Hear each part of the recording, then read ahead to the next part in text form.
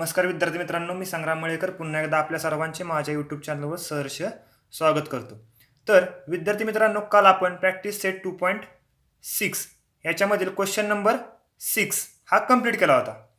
त्यानंतर आज आपण पाहणार आहोत प्रॅक्टिस सेट 2.6 मधील क्वेश्चन नंबर 7. तर क्वेश्चन नंबर 7 असा आहे, Pratik takes 8 hours to travel 36 kilometre downstream and return to the same spot. तर सर्वात पहिल्यांदा डाउनस्ट्रीम ह्याचा अर्थ काय तो आपण समजून घेऊ. तर डाउनस्ट्रीम म्हणजे काय, सपोज ए आणि बी, ए एक स्पॉट आहे आणि बी हा दुसरा स्पॉट आहे. सपोज वॉटर हे ए कडून बी कडे काय होते, फ्लो म्हणजे चालले. अशा वेळेस त्याला आपण म्हणतो डाउनस्ट्रीम डायरेक्शन. समजतंय? म्हणजे वॉटर चालले कुठून, ए कडून बी कडे, म्हणजे प्रवाहाची दिशा. त्यावेळेस बोट पण सपोज ए कडून बी कडे चालले असेल, त्यावेळेस बोटची डायरेक्शन असते डाउनस्ट्रीम. आणि ज्यावेळेस बोट ही बी कडून ए कडे चालली, म्हणजे बघा वॉटर हे चालले ए कडून बी कडे आणि बोट चालली बी कडून ए कडे, त्यावेळेस त्याला आपण म्हणतो अपस्ट्रीम डायरेक्शन, म्हणजे प्रवाहाची विरुद्ध दिशा. समजले? मग आता लक्ष द्या, त्यांनी काय सांगितले की प्रतीक हा काय करतोय, ए कडून म्हणजे सपोज 36 किलोमीटर डाउनस्ट्रीम एवढा प्रवास करतोय. त्याचप्रमाणे तो रिटर्न कुठे येतोय, सेम स्पॉटला, म्हणजे परत बी पासून ए कडे येतोय, म्हणजे परत आंतरिक झालं 36 किलोमीटर. समजले?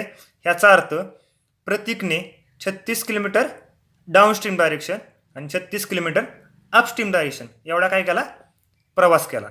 आणि त्यासाठी त्याला वेळ किती लागला, तर 8 hours. समजले? तर आता लक्ष द्या, पुढे काय सांगितले त्यांनी, the speed of boat in steel water is 12 kilometre per आवर. म्हणजेच बोटचं स्टील वॉटर, स्टील म्हणजे काय, स्थिर पाणी, पाणी वाहत नसेल अशा त्याला आपण काय म्हणतो, स्टील वॉटर म्हणजे स्थिर आहे. अशा वेळेस बोटचं स्पीड किती आहे, 12 किलोमीटर पर आवर. तर त्यांचा प्रश्न असा आहे, find the speed of water current. तर वॉटर करंटचं स्पीड किती असेल असं आपल्याला त्यांनी विचारले. समजले? आणि एक गोष्ट लक्षात ठेवा, वॉटरचं स्पीड हे बोटच्या स्पीडपेक्षा नेहमी काय असतं, कमी असतं. समजते? मग आता क्वेश्चन विचारला तुम्हाला, find the speed of water current. तर मी काय करतो, late speed of water current is किंवा बी x किलोमीटर पर आवर हे घेतलं. आणि त्याचप्रमाणे speed of boat in steel water is 12 kilometre per आवर हे तुम्हाला दिले. समजले? मग आता लक्ष द्या, जर बोट ही डाउनस्ट्रीम डायरेक्शन चालली असेल त्यावेळेस बोटचं स्पीड काय होतं. तर लक्ष द्या, आता सपोज ए आणि बी हे दोन स्पॉट आहेत, वॉटर चालले कुठून, ए कडून बी कडे, म्हणजे ही डायरेक्शन काय झाली, ए टू बी ही डायरेक्शन झाली डाउनस्ट्रीम डायरेक्शन. मग सपोज बोट जर ए कडून बी कडे चालली, म्हणजे ज्या साईडला पाणी चालले, वॉटर चालले, त्याच साईडला बोट चालली, अशा वेळेस स्पीड काय होतं, वाढतं. मग सपोज आता मी बोटचं स्पीड 12 आहे आणि वॉटरचं स्पीड किती आहे, एक्स. मग मला सांगा बोटचं स्पीड वाढेल का कमी होईल. तर अर्थात बोटचं स्पीड वाढणार आहे. तर कितीने वाढणार, एक तर त्याला बोटचं स्पीड आहे प्लस त्याला अजून काय झालं, वॉटरचं स्पीड भेटलं, म्हणजे ते स्पीड किती होणार, डाउनस्ट्रीम डायरेक्शनला 12 प्लस एक्स. आणि सेम ए आणि बी, जर बोट आता पाणी चालले कुठून, वॉटर चालले कुठून, ए टू बी, आणि अशा वेळेस बोट चालली कुठं, अपस्ट्रीम डायरेक्शनला म्हणजे विरुद्ध साईडला. बोटचं स्पीड किती आहे 12 आणि वॉटरचं स्पीड किती आहे एक्स. तर मला सांगा पाणी चालले एका साईडला आणि बोट चालली एका साईडला, अशा वेळेस बोटचं स्पीड वाढेल का कमी होईल? तर अर्थात बोटचं स्पीड काय होणार आहे? कमी होणार आहे. आणि कमी होऊन किती होईल ते? तर ज्यावेळेस अपस्ट्रीमला जाईल त्यावेळेस बोटचं स्पीड मधून वॉटरचं स्पीड काय होईल? मायनस होणार आहे. समजतंय? मग लक्ष द्या. The speed of boat in down stream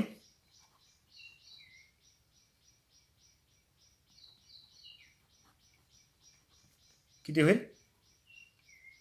12 plus x kilometre per hour and the speed of boat in upstream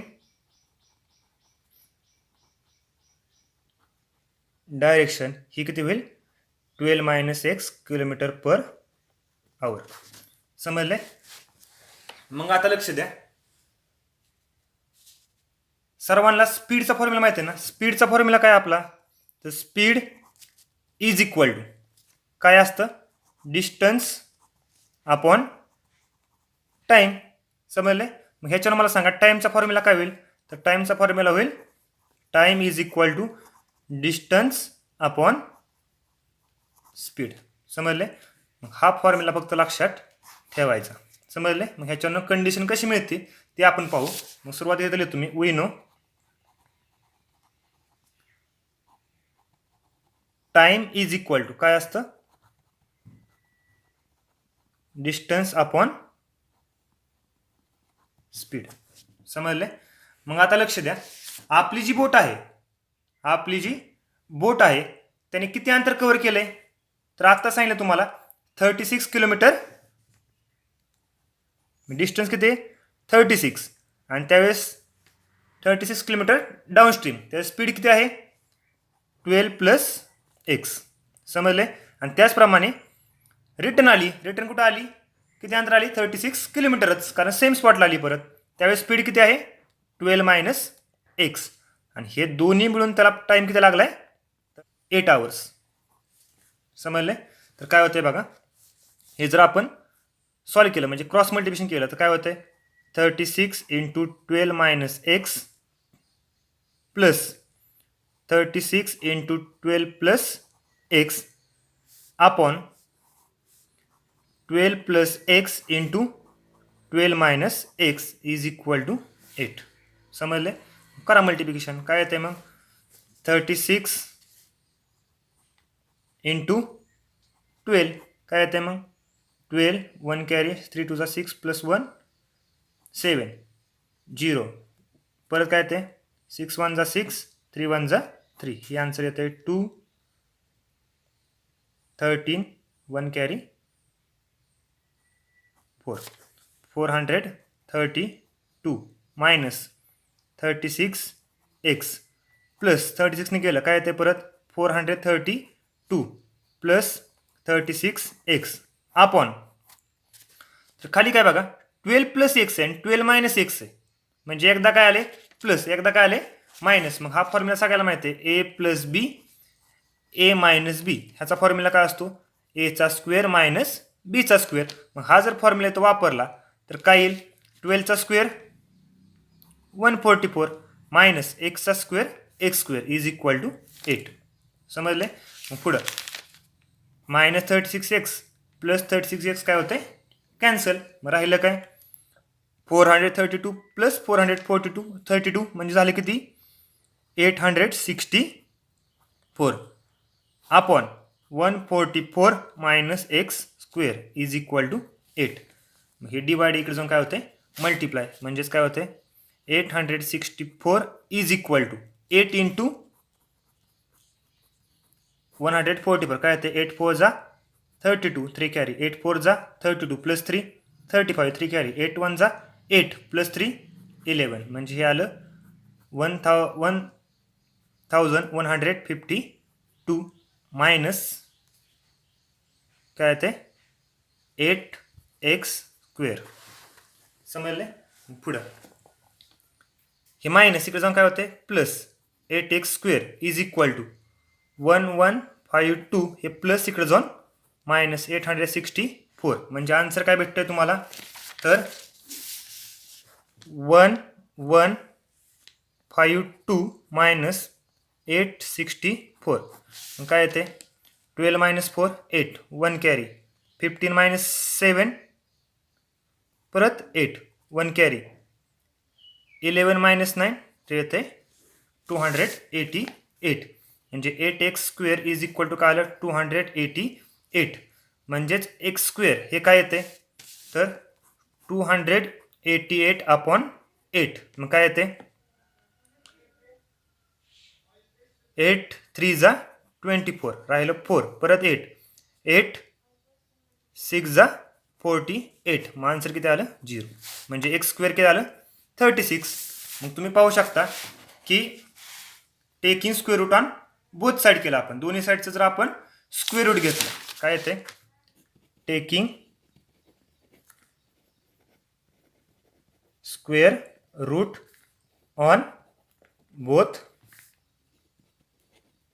sides तर काय भेटतंय तुम्हाला x is equal to plus minus 6 समजले म्हणजे तुम्हाला एक्सच्या दोन व्हॅल्यू भेटले x म्हणजे एक प्लस 6 और x is equal to minus 6 but मला सांगा स्पीड कधी निगेटिव्ह असतं का तर नाही बट मी त्याला यायचं x is not equal to minus 6 since speed cannot B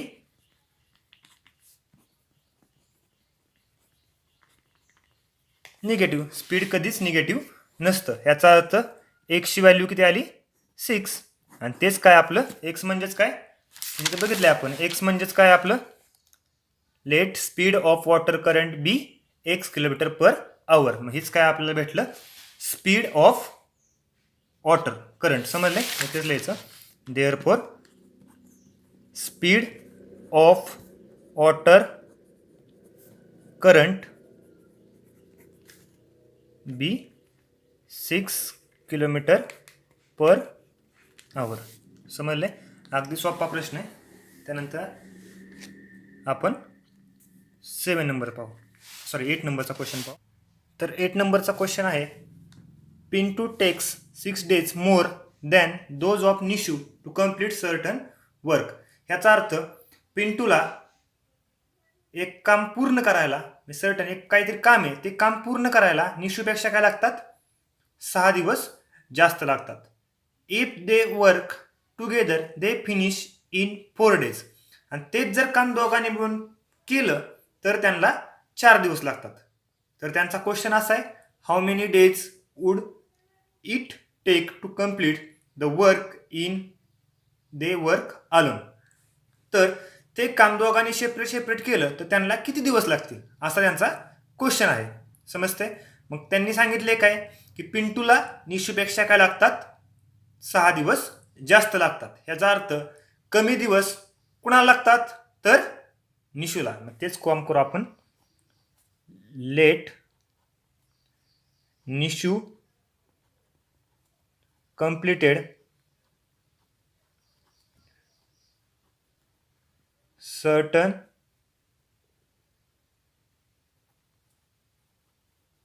work in X days and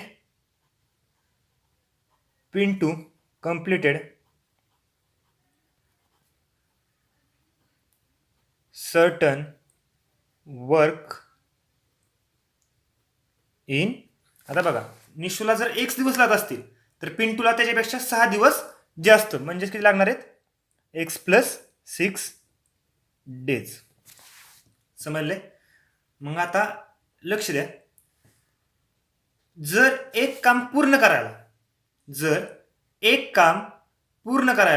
जर 2 दिवस लागत असतील जर एक काम पूर्ण करायला 2 दिवस लागत असतील तर एका दिवसात किती कामाचा भाग पूर्ण होईल तर किती काम पूर्ण होईल तर साहजिक अर्धा काम पूर्ण होणार आहे म्हणजे 1/2 सेम जर एक काम पूर्ण करायला 4 दिवस लागत असतील तर एका दिवसात किती काम पूर्ण होईल तर कामाचा 4th पार्ट म्हणजे 1/4 पार्ट करणार आहे कम्प्लीट होणार आहे.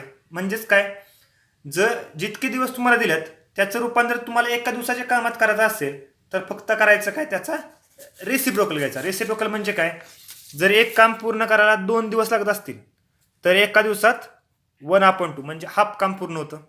जर एक काम पूर्ण करायला 4 दिवस लागत असतील तर एका दिवसात 1/4 एवढा कामाचा पार्ट काय होतो, पूर्ण होतो. समजले? मग लक्ष द्या, तेच लिहायचं. Therefore Nishu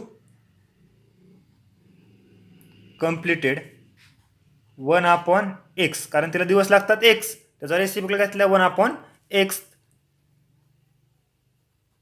part of work per day. ते एका दिवसात 1/x एवढं काम काय करेल, पूर्ण करेल. अँड पिंटू कंप्लीटेड 1/x + 6, कारण त्याला x + 6 दिवस लागतात, मग त्याचा रेसिप्रोकल 1/x + 6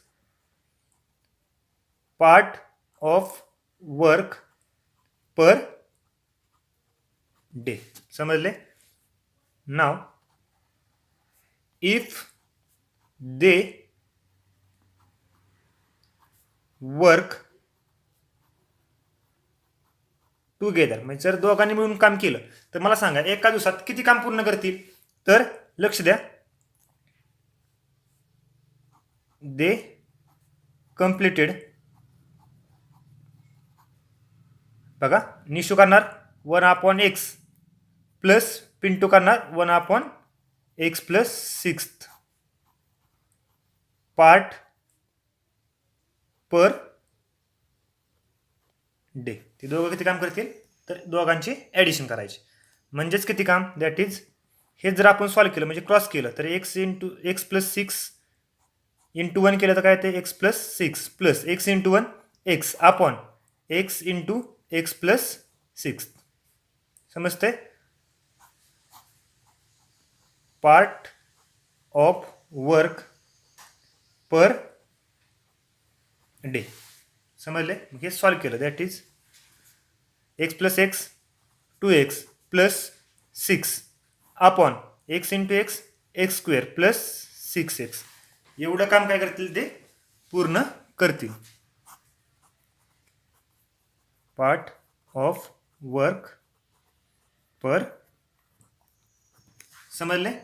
मला सांगा आपण काय केलं तर लक्ष द्या, जर एक काम पूर्ण करायला x दिवस लागतात तर तेच काम एका दिवसात किती होतं, 1/x एवढं काम होतं, म्हणजे आपण त्याचा रेसिप्रोकल घेतो. सेम बघा, जर एक काम पूर्ण करायला x + 6 दिवस लागतात, बरोबर, मग एका दिवसात किती होतं, तर त्याचा रेसिप्रोकल म्हणजे 1/x + 6. मग सेम मला सांगा एका दिवसात जर 2x + 6 x² + 6x एवढं काम पूर्ण असेल तर काम पूर्ण करायला किती दिवस लागतील. समजते? ह्याचा अर्थ परत उलट करावं लागेल. Therefore if they work together they completed certain work in, ह्याच्या उलट करायचं म्हणजेच x² + 6x अपॉन 2x + 6. म्हणजे जर तेच काम जर दोघांनी मिळून केलं तर त्यांना ते काम पूर्ण करायला एवढे दिवस लागतील. पण त्यांनी आपल्याला सांगितले जर दोघांनी मिळून जर काम केलं तर त्यांना दिवस किती लागतात, 4. मग एक्झाम्पल तर एकच आहे, ह्याचा अर्थ हे फक्त एक्सच्या फॉर्ममध्ये दिवस भेटले आणि तर आपल्या त्यांनी दिल्यात, म्हणजे हे दोघं काय असणार आहेत, सेम असणार आहेत. मग अकॉर्डिंग टू गिवन कंडिशन,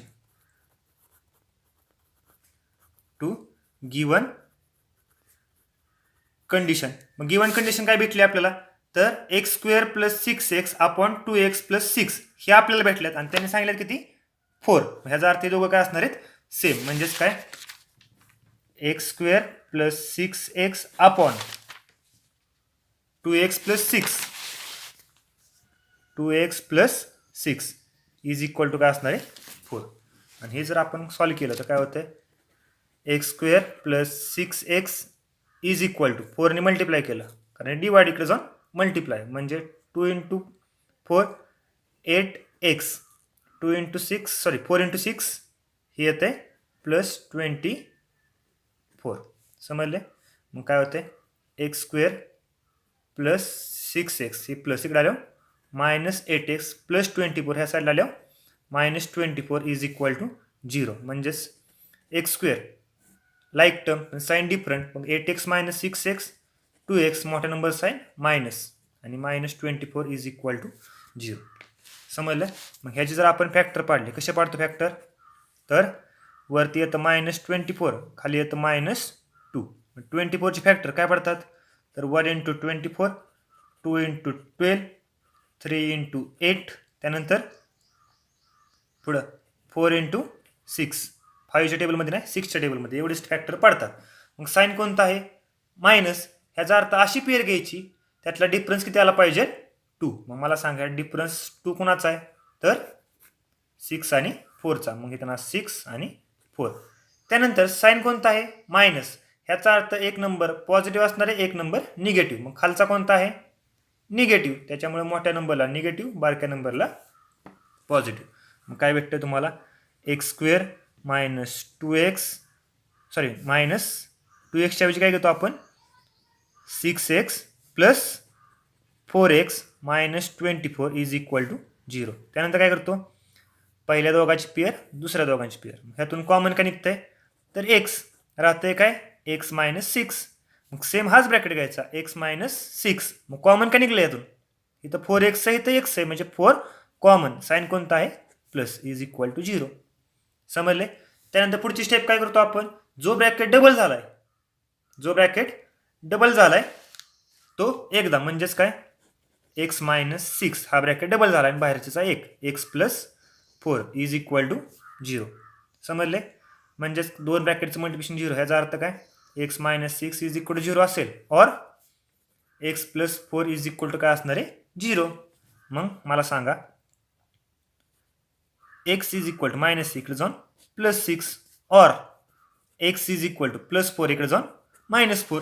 म्हणजे तुम्हाला एक्सच्या दोन व्हॅल्यू भेटल्या, पण ही व्हॅल्यू कशी आहे, निगेटिव्ह. मग तुम्हाला माहिती आहे नंबर ऑफ डेज निगेटिव्ह असतात का, नाही. मग तेच लिहायचं, but x is not equal to minus 4 since number of days cannot बी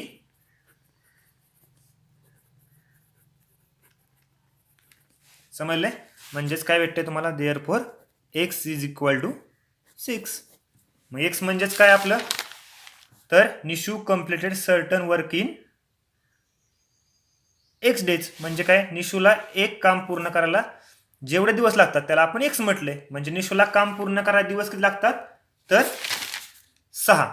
आणि मग पिंटूला किती लागतील त्याच्यापेक्षा 6 दिवस जास्त. मग तेच लिहायचं, therefore Nishu completed certain work in 6 days and Pintu completed certain work in काय x प्लस 6 आहे, म्हणजेच x ची व्हॅल्यू किती आली 6. 6 प्लस 6 12 डेज.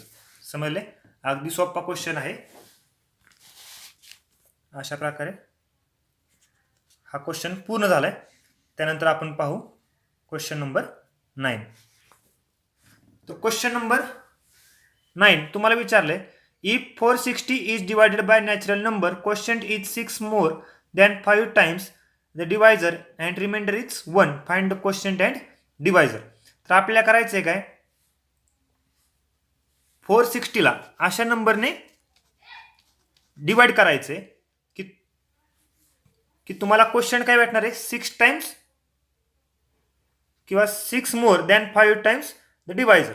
म्हणजेच काय, तर लक्ष द्या, ह्याच्यानं तुम्हाला लक्षात आलं की क्वेश्चन मोठा आहे. क्वेश्चन हा काय मोठा आहे कुणापेक्षा,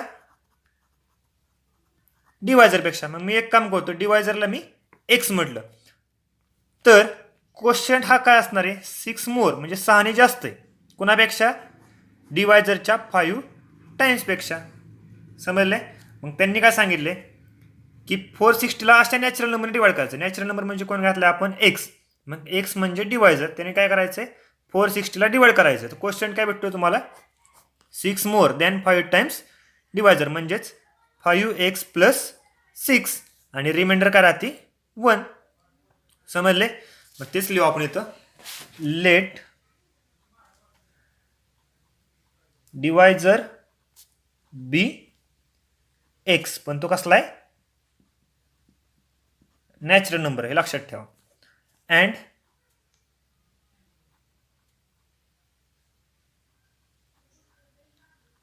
क्वोशंट इज काय होतंय मग, 6ने जास्त कोणापेक्षा 5 टाइम्स.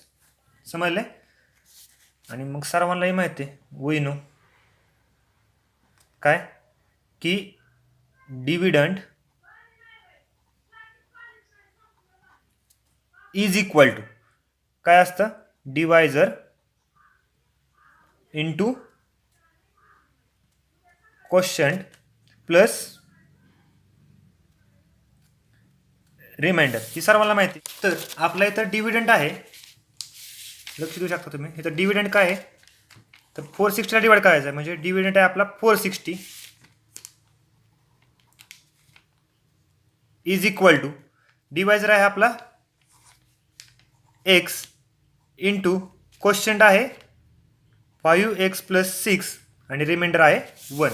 हे जर आपण सॉल्व केलं तर काय भेटतंय बघा, 460 is equal to x into 5x square plus 6x आणि हा प्लस 1 आहे असा.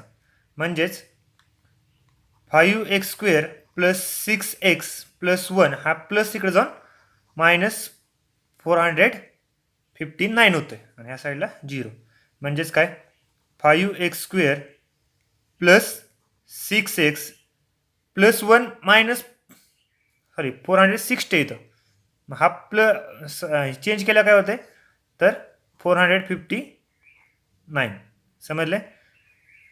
मोठ्या number sign is equal to 0. इथं डायरेक्ट सॉल्व करून लिहिलं तर ते असं आहे. हा मायनस 460 इकडे जाऊन प्लस इकडे जाऊन मायनस झाला. मग दोघांचे साईन डिफरंट, मग ह्यातून मायनस केला 459. मग आता हे इक्वेशन तुम्ही क्वाड्रॅटिक इक्वेशन भेटलं, मग हे तुम्ही क्वाड्रॅटिक फॉर्म्युला मेथड किंवा कम्प्युटिंग स्क्वेअर किंवा फॅक्टरायझेशन मेथडने सुद्धा सॉल्व करू शकता. पण हा 5 आणि 459चं जर तुम्ही मल्टिप्लिकेशन केलं तर हा नंबर तुम्हाला बराच मोठा मिळेल. समजते. मग त्यापेक्षा सोपं काय, आपलं सरळ फॉर्म्युला मेथडचा वापर करायचा. मग काय करतो आपण, पहिल्यांदा कम्पेअरिंग विथ, कशाशी कम्पेअर करतो तर ax square plus bx plus c is equal to 0. मग मला सांगा a ची व्हॅल्यू किती आहे 5, b ची व्हॅल्यू किती आहे 6 आणि c ची व्हॅल्यू मायनस 459. समजले. त्यानंतर काय करतो आपण, बी स्क्वेअर मायनस 4ac ची व्हॅल्यू फाइंड करतो. मग बी स्क्वेअर म्हणजे काय 6चा स्क्वेअर मायनस 4, ए ची व्हॅल्यू 5, सी ची व्हॅल्यू मायनस 459. मग काय भेटते तुम्हाला 36 minus into minus plus 4 into 5 20 into 459. मग 2ने मल्टिप्लाय केलं तर 18, 1 कॅरी, 5 टू जा 10 प्लस 1 11, 1 कॅरी, 4 टू जा 8, 8 प्लस 1 काय ते 9. समजले. म्हणजे काय आलं 918. समजले. त्यानंतर जर दोघांची ॲडिशन केली म्हणजे कोणाची 36 त्यात तुम्ही ॲड केला तर आणि 0 मांडत राहिला 20ने मल्टिप्लाय केलं तर मग ॲडिशन केली 0 प्लस 6 6, 8 प्लस 3 11, 1 कॅरी, 1 प्लस 1 2 आणि 9 आहे असं. म्हणजे किती आलं 9216. समजले. त्यानंतर काय करतो आपण,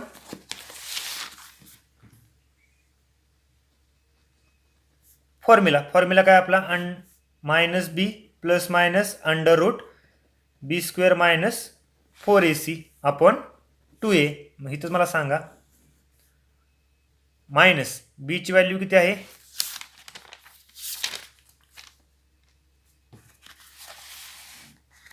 6, एची व्हॅल्यू 5 समजते, आणि बी स्क्वेअर मायनस 4ac व्हॅल्यू किती आली 9216. म्हणजे काय येते 6 प्लस मायनस अंडर रूट 9216 2, आणि एची व्हॅल्यू किती आहे 5. मग काय येते -6 प्लस मायनस अपॉन 10. हा कुणाचा स्क्वेअर आहे हे आपल्याला चेक करायचं. तर सर्वांना माहिती आहे 10चा स्क्वेअर असतो 100, 20चा असतो 400, 30चा 900. मग अशा प्रकारचे तुम्ही 40, 60 करत गेला तर मला सांगा 90चा काय येतो 8100, 100चा काय येतो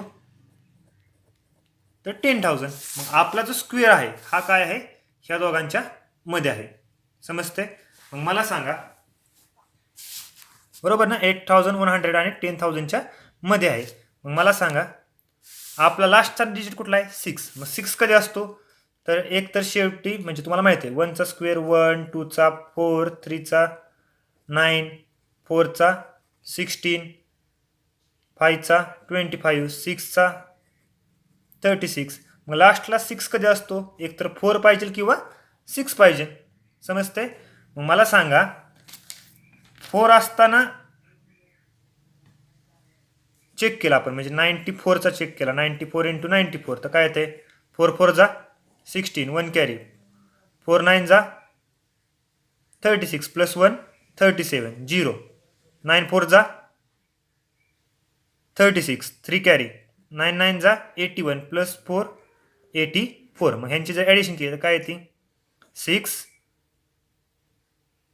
13 1 कॅरी 8 8 म्हणजे 94चा तर नाही. मग राहिला कोण 96. म्हणजे ह्याचा अर्थ हा स्क्वेअर कोणाचा आहे 96चा. तुम्ही चेक करू शकता 36 3 कॅरी 54 प्लस 3 57 0 9 6 जा 54 5 कॅरी 9 9 जा 81 प्लस 5 81 प्लस 5 काय येतं तर 86. म्हणजे काय येते 6 7 प्लस 4 11 1 कॅरी 6 प्लस 6 12 1 कॅरी 9. समजले. म्हणजे कुणाला स्क्वेअर आला 9216. हा कुणाचा स्क्वेअर आहे 96चा. मग ह्याचा जर स्क्वेअर रूट घेतला तर काय येते 96. समजले. हे जर आपण सॉल्व केलं तर काय भेटतं तुम्हाला. चला मग एक्सची व्हॅल्यू काय करतो एकदा -6 आहे असं एकदा प्लस 96 अपॉन 10 और x is equal to -6 minus 96 upon 10. समजले. म्हणजे x is equal to sign different मग सबट्रॅक्शन 96 मायनस 6 90 अपॉन 10 और x इज इक्वल टू काय आहे साइन सेम म्हणजे ॲडिशन -102 अपॉन 10. म्हणजे तुम्हाला काय झालं x is equal to cancel झालं एक्सची व्हॅल्यू 9 आली और एक्सची व्हॅल्यू -102 अपॉन 10 भेटली. तर काय डिवाइड होत नाही. मग तुम्हाला एक्सच्या 2 व्हॅल्यू भेटल्या. पण एक्स म्हणजे आपला डिवायझर आहे आणि डिवायझर कसला आहे आपला नॅचरल नंबर आहे. मग नॅचरल नंबर निगेटिव्ह असतो का नसतो. मग तेच लिहायचं but x is not equal to -102 upon 10 since reason काय because natural number cannot be. समजते. म्हणजे x ची व्हॅल्यू काय आली 9. देअरफॉर x म्हणजेच काय आपला डिवायझर. म्हणजे डिवायझर किती भेटला तुम्हाला 9. आणि क्वोशंट हा काय 6 ने जास्त आहे कुणापेक्षा 5 टाइम्स डिवायझर. डिवायझर म्हणजे कोण 9. मग चेक करा 5 9 जा 45 प्लस 6 51. समजले. अगदी सोपा क्वेश्चन आहे. अशा प्रकारे आपला क्वेश्चन नंबर 9 कंप्लीट झाला. त्याचप्रमाणे एक क्वेश्चन राहिला आहे जो ॲक्टिव्हिटी आहे ती अगदी सोपी आहे तुम्ही ती करू शकता. बरोबर ती व्यवस्थित करा. त्याचप्रमाणे प्रॉब्लेम सेटमध्ये सुद्धा सेम एक्झाम्पल आहेत ते सुद्धा सॉल्व्ह करण्याचा प्रयत्न करा. अगदी सोपे आहेत. जर कुठला क्वेश्चन जमत नसेल तर कमेंट बॉक्समध्ये विचारा मी तुमचे ते तुम्हाला तो क्वेश्चन सॉल्व्ह करून देतो. अशा प्रकारे आपला क्वाड्रॅटिक इक्वेशन हा लेसन काय झालेला आहे, कंप्लीट झालेला आहे. तर नवीन लेसन आपण उद्याच्या व्हिडिओमध्ये सुरुवात करणार आहोत. कृपया जर व्हिडिओ आवडला असेल तर लाईक करा, कमेंट करा, शेअर करा आणि माझा चॅनल सबस्क्राईब करायला विसरू नका. धन्यवाद.